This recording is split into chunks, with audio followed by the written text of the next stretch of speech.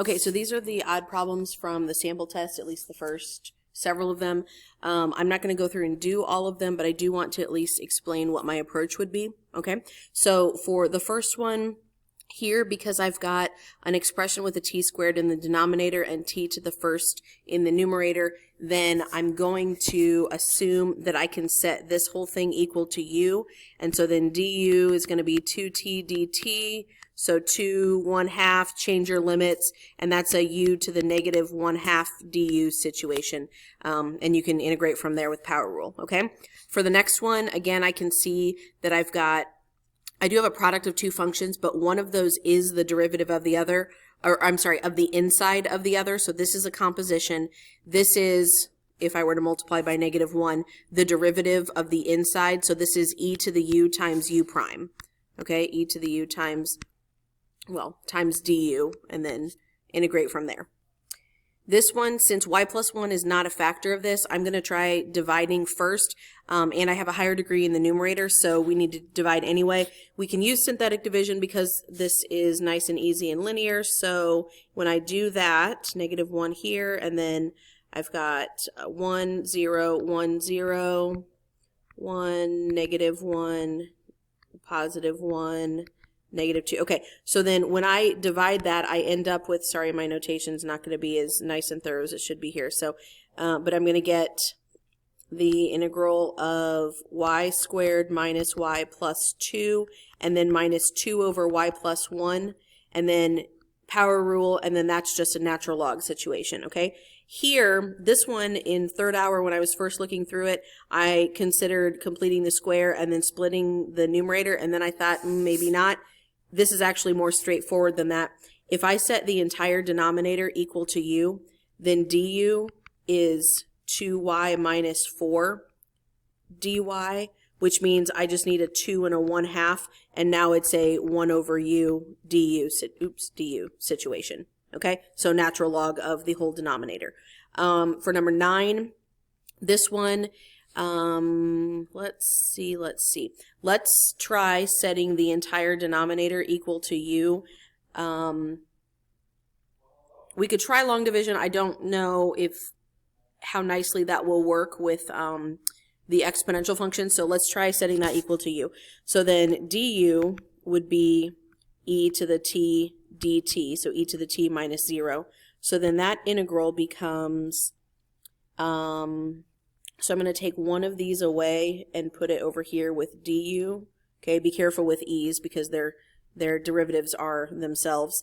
And then we end up with u plus 2 divided by u du. Okay, so e to the t, so we kind of got a little backward situation going on. So e to the t is equal to u plus 2. Based on how I defined u as the entire denominator. So u plus 2 over u, which is then equal to 1 plus 2 over u. And so we've got u plus natural log of u, and then plug e to the t minus 2 back in. Okay, this one right here, I need to complete the square in the denominator, okay? And I can factor a root 2 out of all of that. So if I take out a 1 over root 2, this becomes an 8, this is now a 2x, and that's a 1x. So we've got 1 over root 2 times the integral, and then under here, so when we complete the square, I know a lot of us aren't as comfortable with having the variable at the end. You can rearrange this, but please keep in mind there's still a negative on there. So I'm going to write that. I'm just going to do the completing the square stuff over here. So we've got negative x squared minus 2x minus 8 now, which is x minus 1 squared minus 1 minus 8.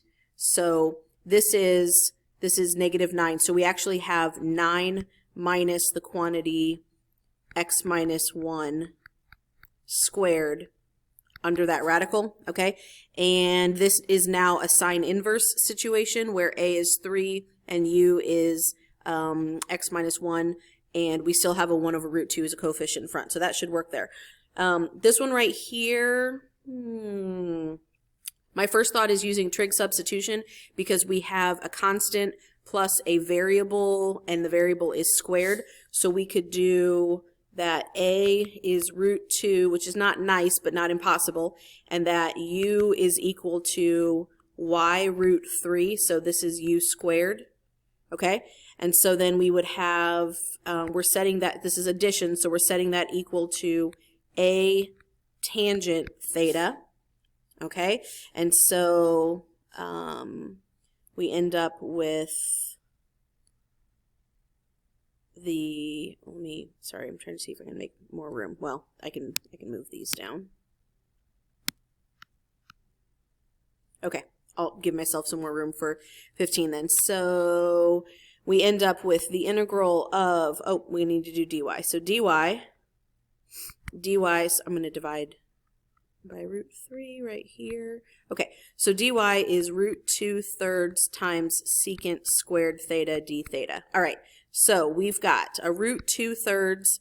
I'm moving that to the front. That's just a coefficient. That's this thing, and I'm pulling that from the dy part in the numerator, okay? So then we also have a secant squared theta d theta left over up there, and then down here we've got the square root of a squared plus u squared is 2 plus, and then this quantity squared would be 2 tangent squared theta, okay? And then I'm going to take a root 2 out of this denominator, so, and that will cancel with this root 2, so we have 1 over root 3 times the integral of secant squared theta over, and then we're left with root 1 plus tangent squared is secant squared theta d theta, and then from here that's going to be just a secant, so we have 1 secant left over, and then the antiderivative of secant, this is one that is on, we did it back in the 6.1348 continued notes, but it is on the table as well. It's number, let me find it here. Where's secant? 14, number 14 on the table. And it's the natural log of secant u plus tangent u.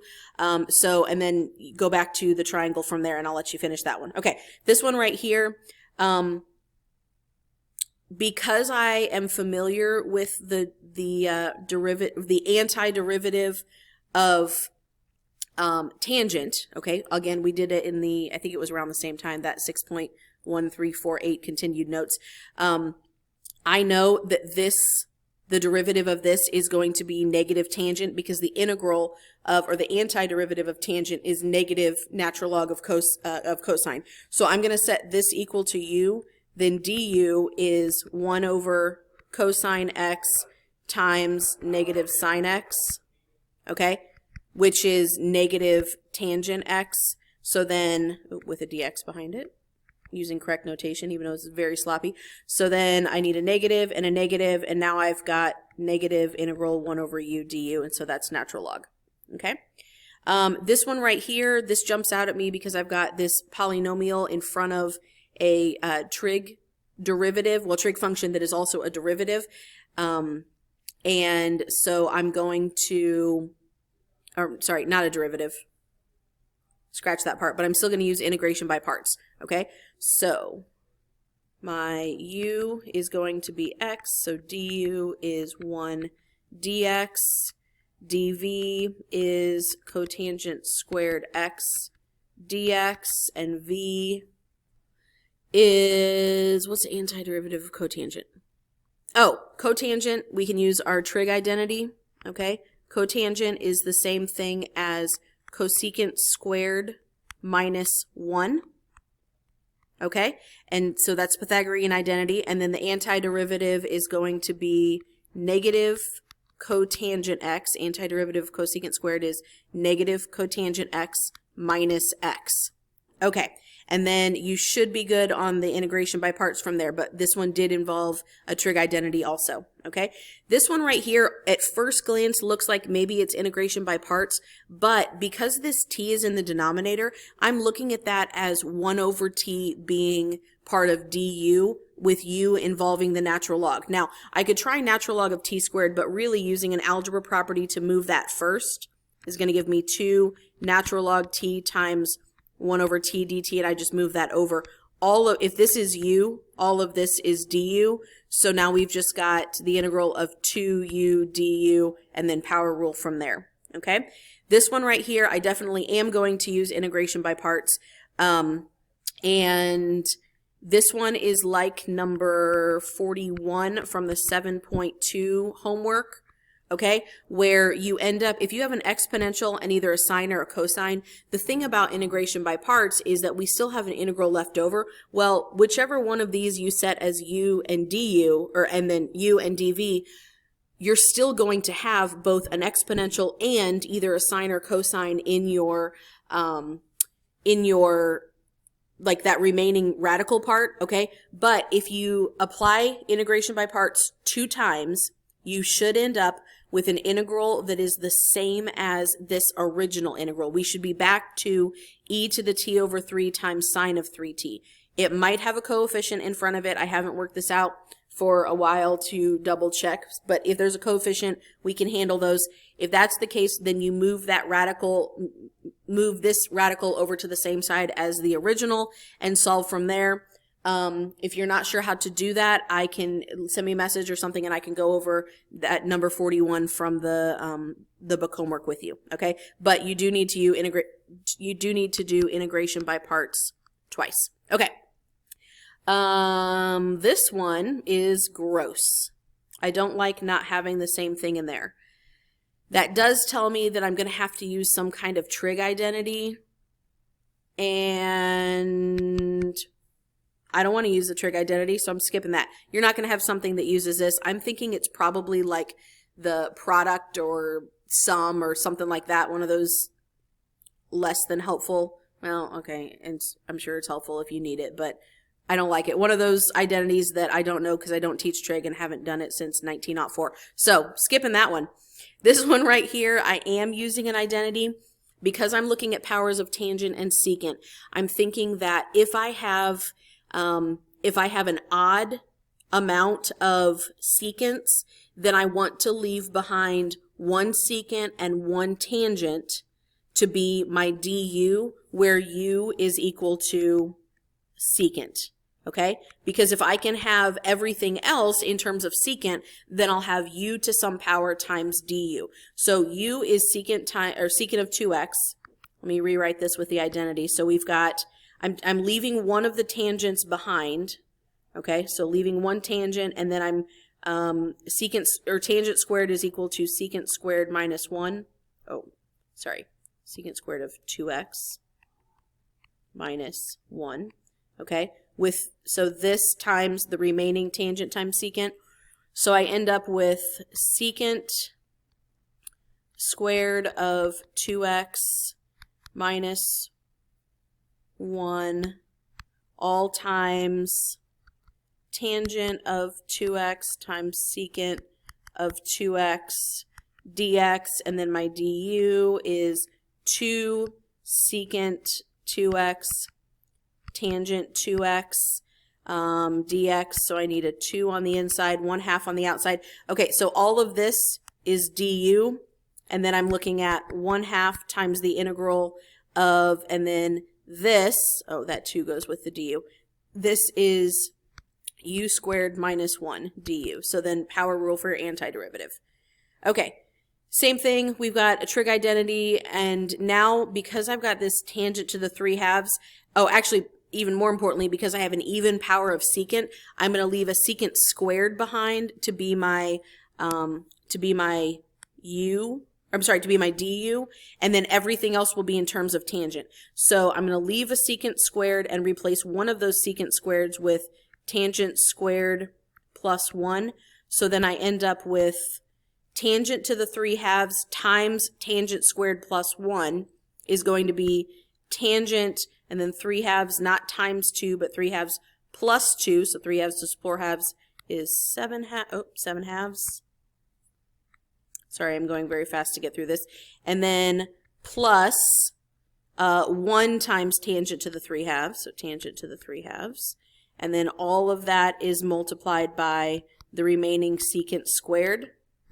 So then u is tangent, and du is the secant squared x dx. So this is our du. So you've got u to the 7/2 plus u to the 3/2, and then use power rule from there. Okay. This one right here, it might be a trig substitution, but that would be pretty gross with the exponential. So instead, I'm going to start by trying to set everything in the denominator equal to u. So if 9 minus e to the 2y is u, then that would mean that du is going to be negative 2e to the 2y du, which is almost what I have. I just need a negative 2, so negative 1/2 on the outside. So that's negative 1/2 times the integral, and then all of that is du. This is u to the negative 1/2, and then power rule from there. Okay. E to the natural log. Oh, okay. This one is nicer than it looks because e to the natural log of anything is that something. So this is the same thing as 3 cosine x dx, and I think you've got it from there. This one right here, I am thinking maybe a tangent inverse situation. Okay, so if this is u squared, then u would be e to the 4x, and du would be 4e to the 4x dx. I have e to the 4x dx, so I need to multiply by 4, divide by 4 out here. So this is 1/4 times the integral of 1 over 1 plus u squared du, because all of this is du, and that is a tangent inverse, etc. Oh, forgot the 1/4. 1/4 tangent inverse, etc. Okay? This one, because I have this w by itself and then another w in an expression that is linear, that is making me think I want to try backward substitution.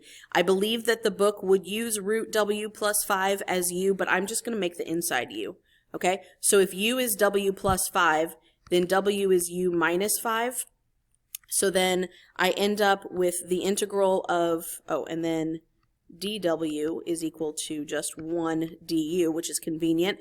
So u minus 5 over u to the 1/2, and then du, and then I can divide that. So we get u to the 1/2 minus 5u to the negative 1/2 du, and then power rule from there. And then here, this again looks like a tangent inverse to me because I've got addition of perfect squares down in the denominator. I do have a sine and a cosine, which gives me a little bit of pause, but let's try it. If this is u squared, then that means u would be cosine squared of y, okay, because this is cosine squared squared. So then du would be 2 cosine y times negative sine y dy. So that's why we have a sine and a cosine. So this is going to work out because we can put it multiply by negative 2 on the inside, negative 1/2 on the outside, and we end up with another tangent inverse situation. Okay, last one. This one, the fact that my denominator is already factored is a hint that I'm going to be using partial fractions, which I am. So let's go ahead and go through that. Ooh, 18 minutes. Okay. So we've got a over x plus b over x squared plus cx plus d over x squared plus 3 is equal to this part. Okay? It does not matter what order you list these factors in. Remember that if you have a quadratic factor in your denominator, you need a linear factor above that in the partial fraction. If you have a squared factor, you need 2 fractions that have that denominator. Okay, so then when we multiply everything by x squared times x squared plus 3, here an x cancels out and I've got x times x squared plus 3 left over. So 4x squared plus 3x plus 6 is equal to, so ax squared plus 3ax, just distributing there. Here x squared cancels out and I only have the x squared plus 3 left over. So we get bx squared plus 3b. And then here, this cancels out. I have an x squared left to distribute. So we have cx cubed plus dx squared. Okay. Cx cubed, huh? Looks like that's the only x cubed, and I don't have any x cubes to start with, so x cubed, or c, is equal to 0. Okay, let's get rid of that. And that's convenient. So then quadratic terms, we have 4 is equal to a plus b plus d. A plus b plus d. And then 3, the linear terms, 3 is equal to 3a. That's nice. And constant terms, 6 is equal to 3b. Did I get everything? Looks like I did. Okay, so c is 0, so we don't care about that. A is 1, B is 2, and then D, 1 plus 2 plus D, D is also 1, and C is 0. So we end up with the integral of A, which is 1 over x, plus B, which is 2 over x squared, plus C is 0, Cx plus D is 1, so 1 over x squared plus 3 dx. Okay, this one is a natural log.